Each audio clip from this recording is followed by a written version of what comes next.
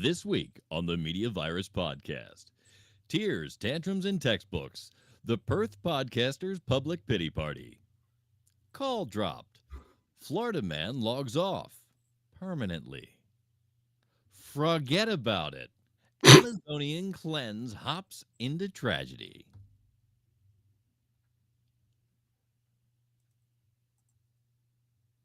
Tragedy. Shut up and sit down. It's the Media Virus Podcast.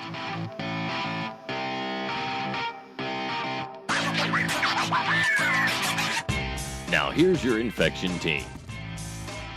For some god-awful reason, I have to turn this volume up every fucking time. I leave it up. I leave it all the way up. I put it all the way up yesterday. But when I start the fucking music, it's halfway down. We are broadcasting live from our own little twisted corner of the internet where the headlines are twisted, the jokes are questionable, and the hosts are definitely not qualified. This is the show where no topic is off limits, no punchline is too inappropriate, and no one leaves without learning or at least catching something, whether you're here for the chaos, the comedy, or just because your life choices have taken a dark turn. Welcome to the Media Virus Podcast. Let us point and laugh as the world burns around me. Us. Joining me this evening, as always, my co-conspirator in this audio hate crime, the Reverend Professor Mike Litoris. Good evening, everybody. And future state's evidence against us, Riki Rockdef. Whoa. What did you get married for if she's going to testify? They'll probably offer, like, they'll give her a sweet deal. They'll probably put her in witness protection. I'd love that. I'd love a fucking do-over. Are you kidding?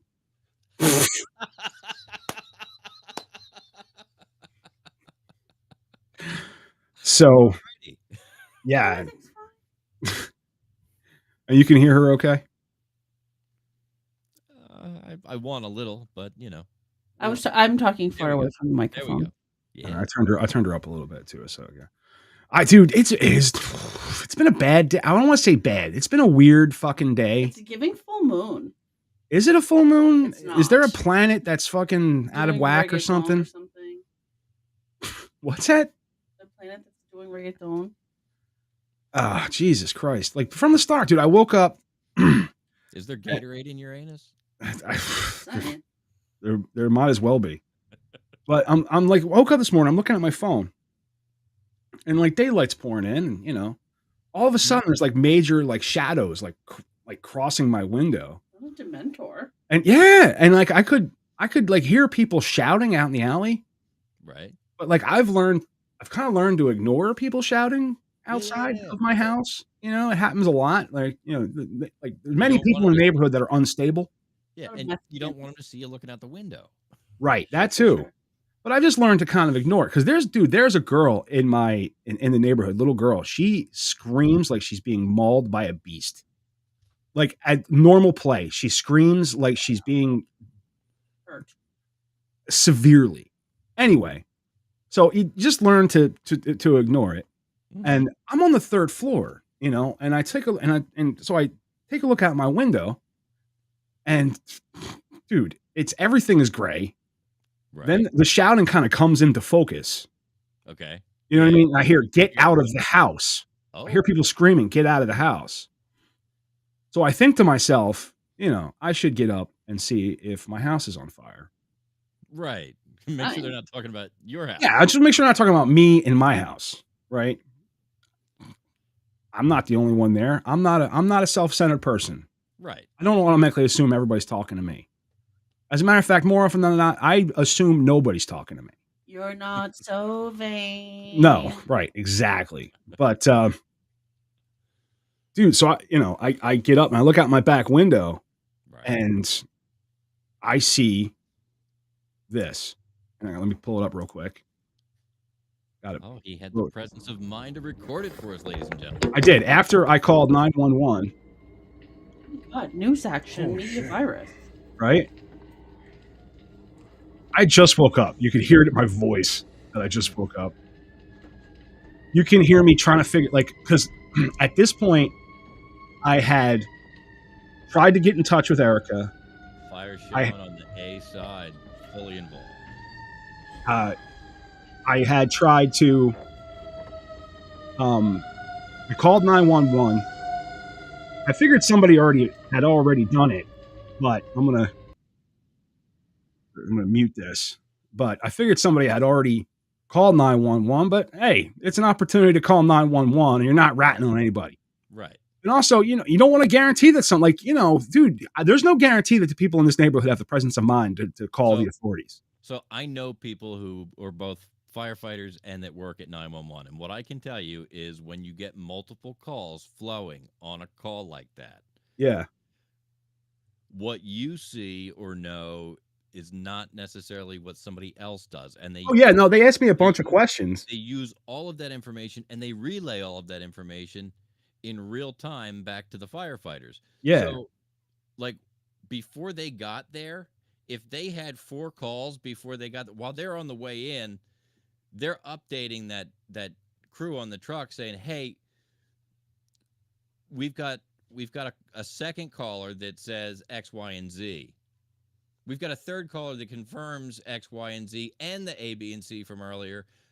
Yeah. No, I got it. It's like on TV on 911. Yes, it's really it's really it's getting to be a real-time flow of information. They make sure that those guys go out there knowing as much as they can. If you're feeding 911 information, it generally gets relayed to the trucks.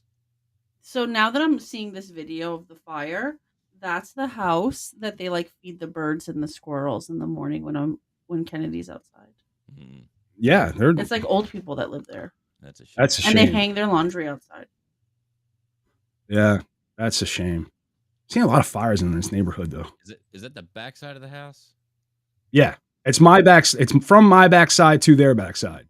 Okay, so that's the C side, but yeah, I mean that is. It was fully. It got worse since its beginning. You can see it's. Yeah. Well, it's pretty bad there, but then it's involved. Yeah, it's here. That's out there. So that was frightening. Yeah. And then the power goes out, which I kind of expected, because the house just burnt down. Yeah. The power's still out back there. It's like when I took Kennedy out before I came. Oh, with the rest of the row homes? Yeah, all the rows are out. I'd imagine most of them being evacuated. Just smoke and water damage. At least 1 or 2 units on either side. Yeah. Well, it caught the unit on the one side. The side you can't see from that video. Is because there's an alley. There's 2 houses, an alley, and then the house that's on fire. Okay. Yeah. There's an alley between every couple houses. So then the power comes back on. Right. But the outlets aren't working. Just my lights are working. Right. So computer's not working, the mixer's not working. I don't have internet. I'm kind of screwed. I can't really do anything. Sure. Now, mind you, I could have gone upstairs, gotten a pair of glasses, and done work on my phone for the show. It could have happened. It could have, but instead, I watched a fat electrician video. I don't know if you guys know about the fat electrician, but I guess he's a former, he's a veteran, and he just tells badass stories about the American military. So that's what I did. But your ADD was ADD. Yeah. Right? Well, I mean, it's there's nothing I can do. Might as well do nothing. There's a inconvenience. Let me throw the whole day away. you know what's going on. She knows what's up. So honestly, I didn't know what I was gonna do about the show until about 4 p.m. when everything finally came back on, because then the power went out completely, which really sucked because my heater was working up until then. And then the power went out and then I had no heat. Right. But so many distractions from working. Right. And then I had to come do all the shit I had to do, plus,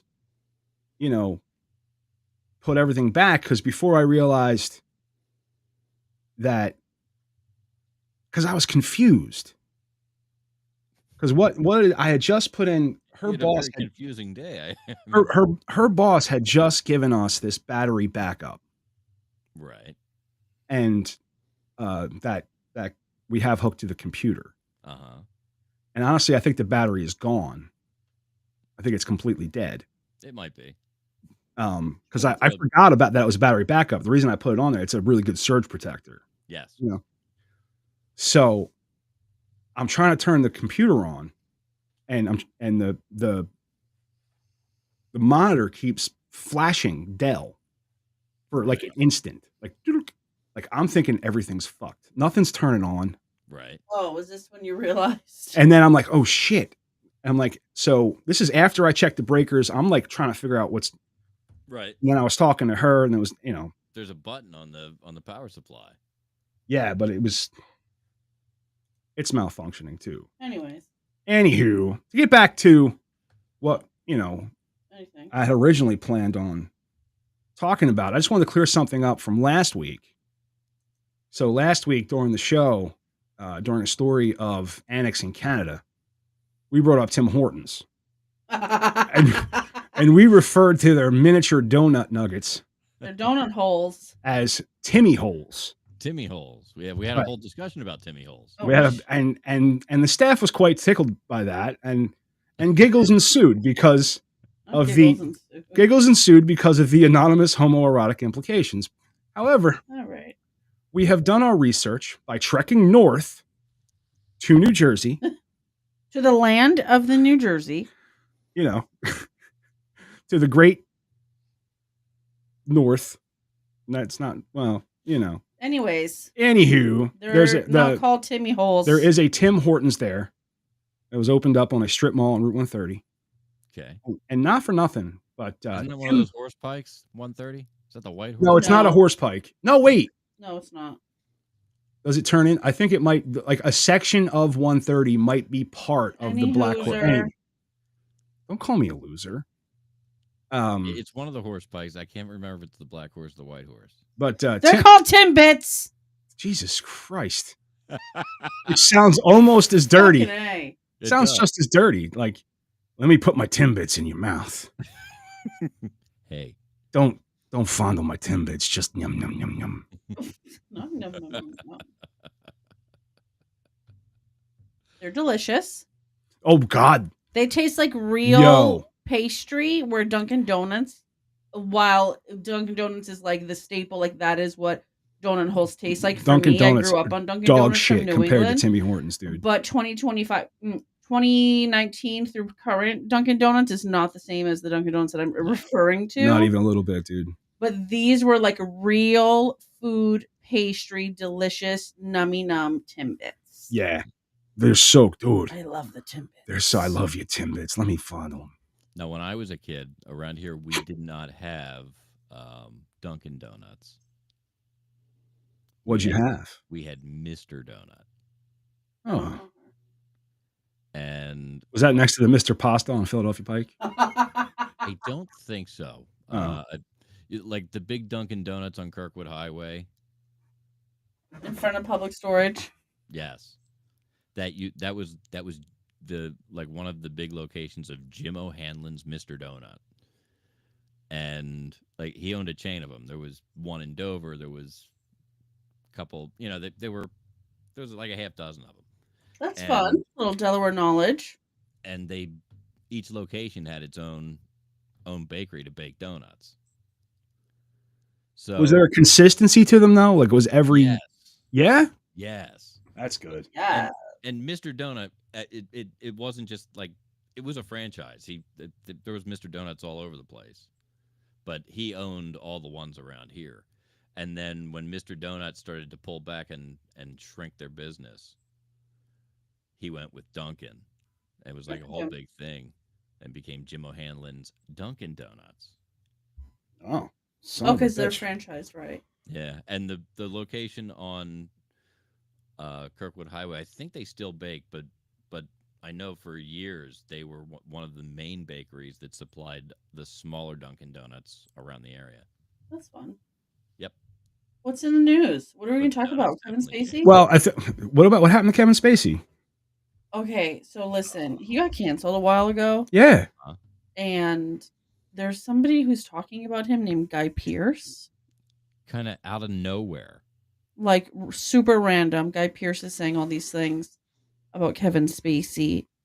And then Kevin Spacey claps back and like made a video that's like all over the internet right now. I mean, I watched it before the show, and Mm-hmm. I have to say, I can't stand up for Kevin Spacey insofar as, you know, if he really did some scuzzy things, that's right. Yeah. However, the fact is he lays it right out. He's like, you know, I've been to hell and back, and now you want to fuck with me? Yeah. That I totally get. His argument was, you were saying that while we filmed this movie together 28 years ago, you had a problem, and you're choosing now to speak of it. Which, listen, we don't victim shame people. No, we do. Because sometimes it's your fault. For fuck's sake. And so, listen, he's gonna come out with it when he's gonna come out with it. But something about a year later, when Kevin Spacey was in Georgia filming another movie that I've never heard of, Guy Pearce like came to like hang out with him for a week just to like hang out. So he's like, "That's funny. How would I know that I was like being weird to you if a year later you were still hanging out with me? Sorry."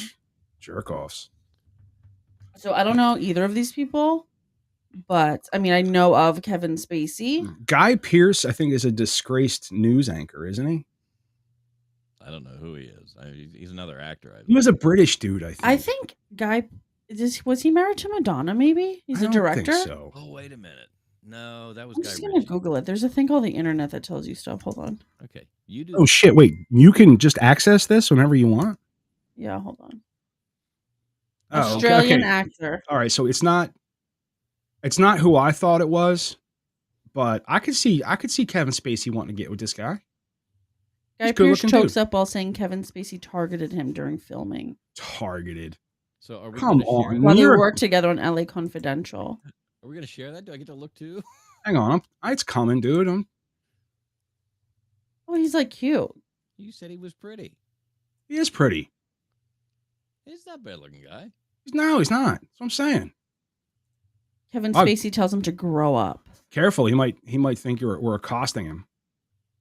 You know, because we think, oh shit, he was in Iron Man 3. Was he? I think so. Wasn't he the fucking? Huh? Pull the filmography. Is it Guy Pearce? Was Guy? I'm just gonna. His IMDb is right the fuck there. No, here it is though. Click the button. See, I told you he was. Well, I was right. So I didn't need to go through IMDb. I just put in Iron Man. Okay. All right. Listen, this is the thing. We got to be careful. All right, about what we say about everybody. I mean, there's some very emotionally fragile people out there, and you know, we have the perfect example of that. It's actually the second example coming out of Australia, oddly enough.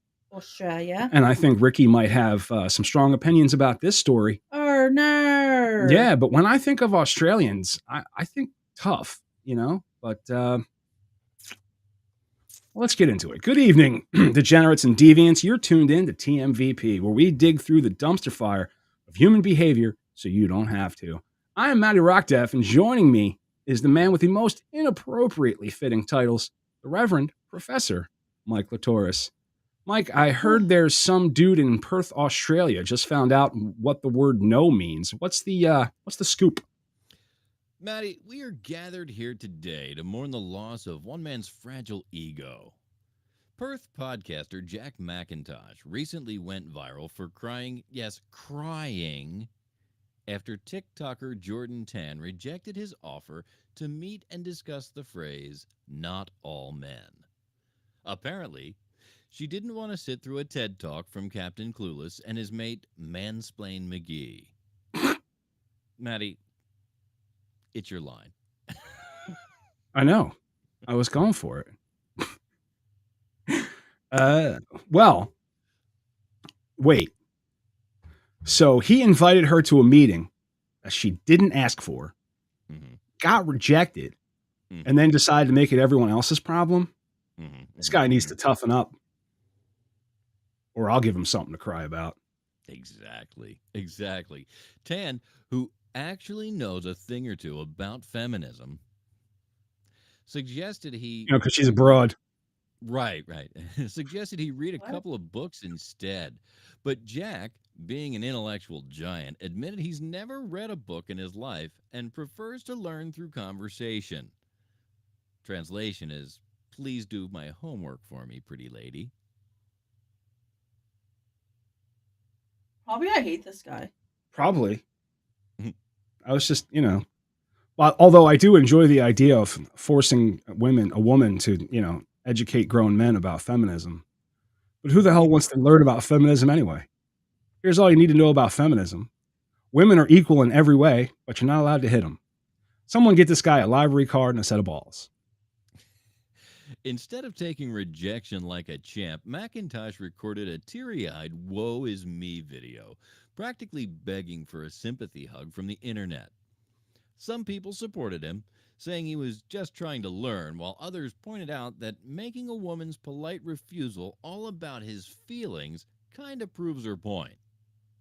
You know, it would have been easier. Not being a pussy. Honestly, he might have just been crying because she told him to read. You know what I mean? Maybe. I get pissed off when women tell me to read. You know what I'm saying? But I don't know. There's no reason to guilt trip a woman for having boundaries. You fucking pussy. At the end of the day. What? I wrote that. Huh. At the end of the day, the biggest lesson here is that rejection isn't oppression, my dude. It's just Tuesday. Now, let's see if Jack picks up a book or if he just starts a podcast about how feminism ruined his life. Well, you can tune in next time when we cover whether reading comprehension is an actual conspiracy against men. This has been the TMVP reminding you no one owes you a conversation or a tissue. You believe the balls of this guy? I don't even know why he was mad at her, but I'm just the gist of the story is that he's annoying. The gist of the story is he's a podcaster. He reached out to this other person who is a feminism expert, a feminist, but an expert in feminism. Okay. And invited her to meet to discuss the phrase on the podcast. I don't know. It doesn't say that. I'm assuming it's for a podcast. So I'm assuming he was just trying to book a guest. Okay. That's what it seems like. And then he went on a teary-eyed rampage because she said she didn't want to talk to him. And if you wanted to learn more about the subject, she recommended some books. And he's mad. He's crying. Shut the fuck. Right? See what, Not he got rejected and he's mad. I choose stories to piss you off. Is that your love language? Well, Thanks, I hate it.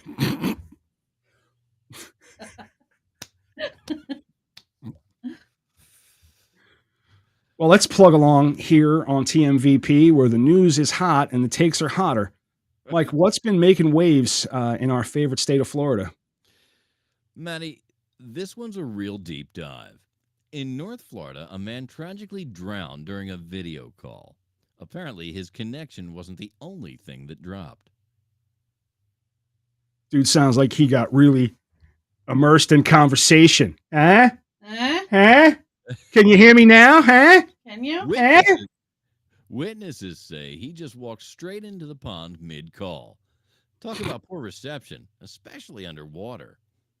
Police are investigating, but so far they're stumped and wet. Real wet. He's probably talking to his ex-wife. You know what I mean? But so what happened, Mike? Did he just disappear or did he wander into the pond inch at a time? It's unclear at this time, but honestly, this is why you shouldn't multitask, people. Texting and walking is bad enough. FaceTiming and drowning is totally next level. I mean, I've heard of buffering issues, but this is ridiculous. The relative on the call tried to get help, but didn't know the location. See, folks, share your location, not your last breath. I mean, I guess you could say his Stream ended abruptly. Matty, it's a sad day, but one thing's clear. Life's short, and sometimes so is the walk to the deep end. Well, you're listening to TMVP, where we keep it raw, we keep it real, and wrong. Stay safe out there. And if you're on a call, watch your step. Or at least check terrain on your GPS. Dude, I'm good for fucking wandering around during a telephone call. And we were talking about this last night. You love pacing. I do. I'm a pacer. And you see, this guy's probably close to our age, I'd imagine. Because I don't know. I don't know what gives me that. But like when we were kids, we were talking about this, like it was a natural boundary because there was a cord right on the wall. And all your pacing, like you carved a path in the floor. Right. You know, now with these phones, we can just take them wherever the fuck we want, and go wander. You can go just take a long walk off a short pier. Is exactly what it is. I just realized I didn't ever change my name from. It just says idiot. It just says idiot.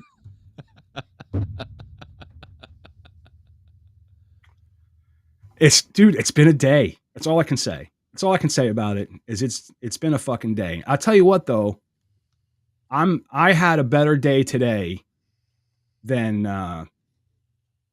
what's this bitch's name?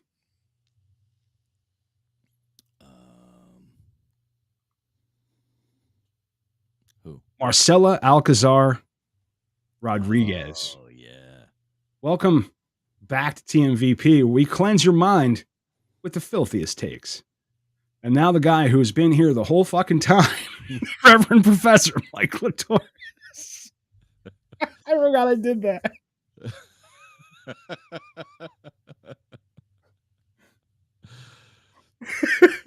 Matty, this one's rough. Mexican actress Marcela Alcazar Rodriguez, 33, croaked. And not in a good way. After a cleansing ritual involving cambo, a toxic secretion from the Amazonian giant monkey frog. Talk about riveting news that'll leave you totally shocked. Jeez. So she went for a detox and ended up de-ed. Yep. She tried to leap into wellness and landed 6 feet under. This frog juice is supposed to purge your body, but turns out it purged life right out of her. Dude, man, all that and no prints from kissing the frog. Nope, just a one-way trip to the lily pad in the sky. They say it helps release toxins. Well, it released the soul right out of her body. So what is this frog goop anyway? Riboflavin or just regret? The active ingredient is pain, Matty. It causes intense vomiting, and let's just say both ends of the stream are wide open. I guess that's why they call it a cleanse. There's nothing left inside. At all. I mean, not for nothing, but I prefer the drugs that make you feel good. And that is the Matty Rockdef tip of the day. So is anyone regulating this frog snot, or are we just out here free balling in the rainforest? Right now, it's the wild ribbit west. This story's got people croaking. I mean, calling for safety measures. But, someone out there is still like, bruh, it's totally natural. Well, so is arsenic, dude. You know what I mean? Right. Well, you've been listening to TMVP, where the news jumps, the jokes sting, and the takes are toxic. Until next time, don't lick the wildlife, folks. And if you do it responsibly. Nailed it. Responsibly. Yeah. Did you hear about this? Ribbit. No, I didn't. Crazy. Ribbit. I don't think that I would want to do a drug that was the secretion of another animal. Of an anything. No, I don't. I'm not like into that secretions. You're not into secretions? No, probably not. Yeah, and yeah, because there's some of those tree frogs you can lick them and get fucked up. Well, yeah, I've heard of that before, like licking toad. I still wouldn't do But it. Who wants to lick a fucking frog? Right? Like I don't. There's, I think it's. I don't need to get high that bad. I was trying to remember what the animal is. It's some kind of fucking. Oh, it's the lemurs in Madagascar. Right? There's like a millipede. There's a giant millipede that releases a toxin for protection. But these lemurs figured out it's like a psychedelic drug. Right. So these lemurs are like, they used to rub it all over their fur. And it was but it did something for them. It did something else. It was like some kind of like antiseptic or something. Okay. But then like they figured out that, by tasting it, but then what they'll do is they'll fuck with it. They'll like bite it. Right. Like not hard, but just bite it enough to make it like secrete more. So it gets a bigger hit. So you just see these fucking lemurs just taking these centipedes. They're long too, like and just hucking them and watching them trip the fuck out. It's like deer and pumpkins, fermented pumpkins. Yeah, sometimes deer will eat like fermented fruit that's fallen. And you get all drunk and start raging through shit. Yep. What else is happening? Well, that's all we had loaded up for a block. That was our list of stories for this block. That's what we had. That's our show. What we had loaded up, and 32 minutes. It's right in the sweet spot. I did. Does anyone watch Love is Blind? Love is Blind. It's on Netflix, I think. No. Make that negative. No, in my household doesn't watch it. I do wish that I watched it, because when I watch celebrities on like talk shows and stuff, it is consistently a show that celebrities watch, actors in them. Bradley Cooper loves this show. John Hamm loves this show.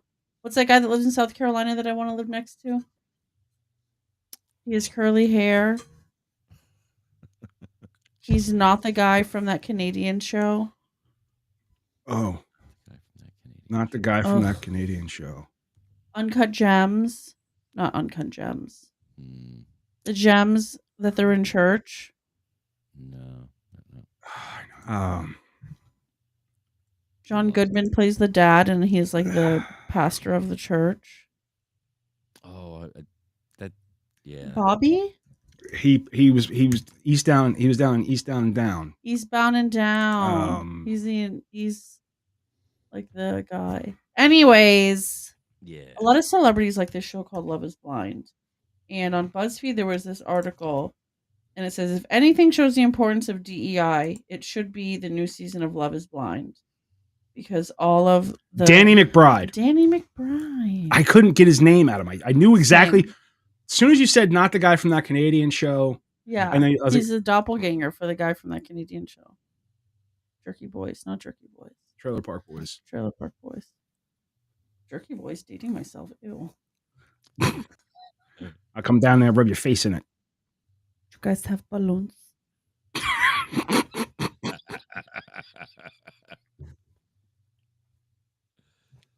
Yeah, like lobsters. I lost my shoes. I fell down the steps. I was riding my motorbike, and I'd been drinking. Like your mom. Anyway, I ran over a family, and I want to know who I can sue. Can I sue you? That's exactly your mom. Oh, my mom on the phone today was like, you should see if anything on your house is damaged. Then you can charge their homeowners insurance. Girl. And I'm like, it's like catty corner across the yard. And I'm like, Ma, she's like, oh, you filed that homeowner's claim. I'm like, what are you talking about? Like, Huh? Yeah, I don't know. They broke my fence. The fire. They made my fence really weak. The fire made my fence deteriorate on the opposite side. Good Not fraud. Stranger things have happened, you know. Stranger things. It's true. Well, I think that's a good podcast right Goodbye. there. 35 minutes. We're in the zone. Let's bring it home. I hope Mike. people drove home nice today after listening to this podcast. Ladies and gentlemen, this has been the 223rd episode of the A block of the Media Buyers Podcast. We're going to head off and do a B block here in just a few minutes. But I want to remind you that this episode has been brought to you by 302-46-VOICE. If you want my voice on your project, dial 302-46-VOICE. Remember the other shows here on our network. We have Riki's show, the Stepmoms Without Children podcast. She's got about, what did we figure? It's like 30 hours or 36 hours of premium content out there waiting. Premium content. Premium. You don't have to pay for it just because it says premium. It's still free. But you feel free to donate, though. Oh yeah. By premium, I mean high quality. High quality. So many LOLs. Good stuff. And also remember our friends at American Sports Reports, mysportsreports.com. And they've got a shop over on Redbubble selling all manner of artwork over there. You can check them out. And we'll be back right after I play you this.